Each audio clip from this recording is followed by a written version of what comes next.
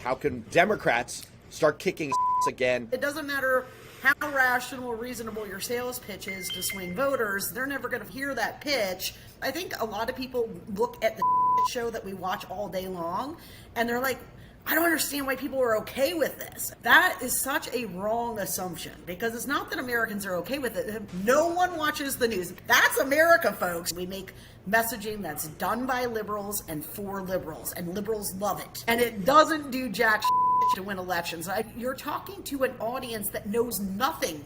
Do the low-hanging fruit, the big macro point. The Republican Party is coming for your freedom. Goldman took these people apart. I put it out there. I said this is what Democrats need to do and talked about some specifics. We've gotten 125, 150,000 views on that video. When you prove that they're complete jokes, they have trouble coming back from that. When you tell people what you've accomplished in stories, then they will remember it.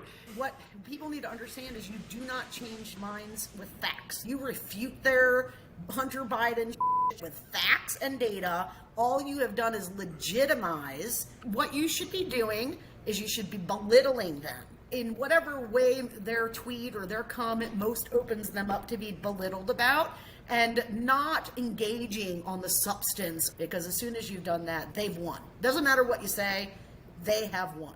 Democrats, we need to get to a point where we realize this is the battle we're in, which is anytime somebody puts a mic in front of your mouth, mock them. And every time somebody puts a mic in front of your mouth and you've got the chance to point out your accomplishments in stories, in language people can understand, you do that. These are all messaging opportunities. Explain it. I don't expect I'll be writing ads this time around for Biden. What I'll say about having written ads for Biden is they were much better and gave us much more leeway than I think a lot of folks did in the past.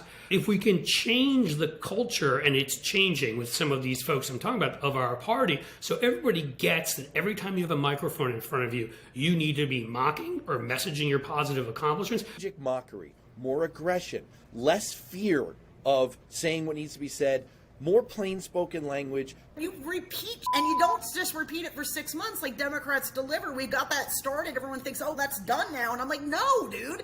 We pound it every day forever, because you literally cannot use a slogan over and over enough. It's very important to understand mass marketing principles and to deploy them. And that's how we win. I know it's a tough pill to swallow for people who love substance and good government to say, hey, you got to stop having substantive conversations when you're on Meet the Press and instead use that mic opportunity to attack Republicans, as Cliff was talking about.